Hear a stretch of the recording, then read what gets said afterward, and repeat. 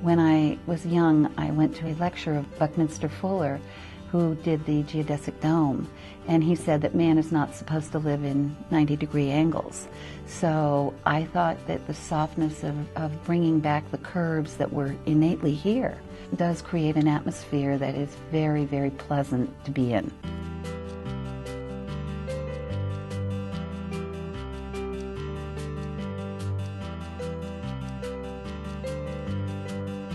I wanted an area that was, as a clothing designer, removed from the main area of downtown. I have 11 parking spaces, and I wanted to be completely quiet and private to give great service in a quiet manner.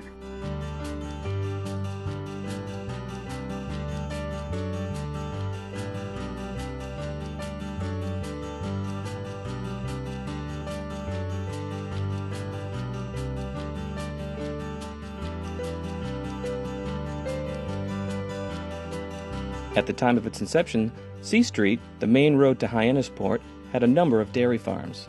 One of these farms, Linnell's Dairy, had a Greek Revival farmhouse and a barn which became a separate house in 1948. Andy purchased this house in 2000 as her primary residence and renovated it over the last 14 years in a distinct Mediterranean flavor.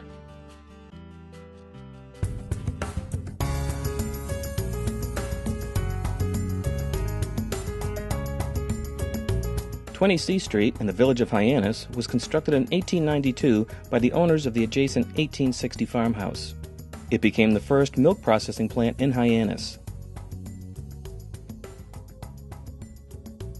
The milk factory was owned by the Cape Cod Creamery until the 1930s, when it became White Brothers Dairy. Sometime in the 50s, it was bought by a family of Greek origin and turned into a grocery. In 1990, it was bought by the Dellis family and also run as a grocery until 1998, when Andy bought the property and renovated it down to the studs. The inspector said this is the soundest building he'd ever seen, but that the condition was appalling. When I bought the building, almost every window was broken. We took it down to the studs, and everything in it was solid and sound like a grand old ship.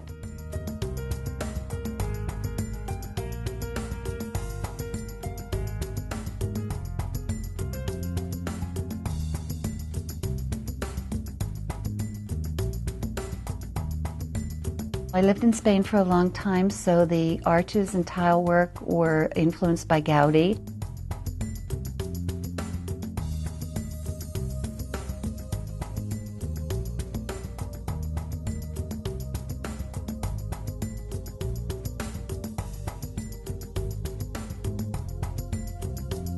A lot of the lights are hand-blown in Torino, Italy. I always like clean, simple, minimal, but with the softness of curving, which some of the original curves were here when I bought the building. I tried to follow every line that I could and still keep it very, very simple and clean.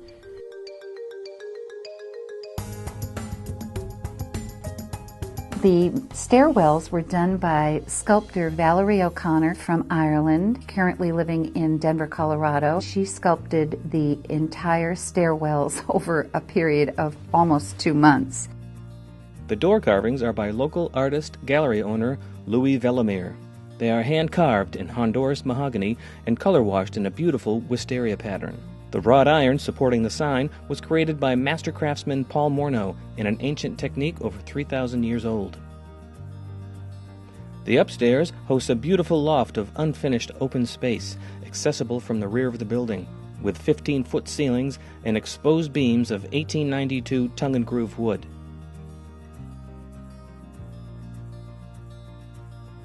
Directly behind the milk factory is probably one of the greatest historic features on Cape Cod, the beech tree.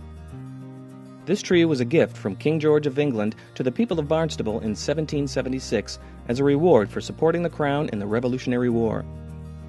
Today, it is a revitalized property hosting one of the most successful restaurants in Hyannis. In fact, all of the businesses in this area are thriving. I've always been fascinated by the beauty of the old architecture, and I find so many times here that people tear down the old properties without realizing the dignity and integrity of our history. I've spent a lot of time trying to preserve what is architecturally beautiful in this neighborhood. It took a lot of work and a lot of love and nurturing, but it's a great, great building.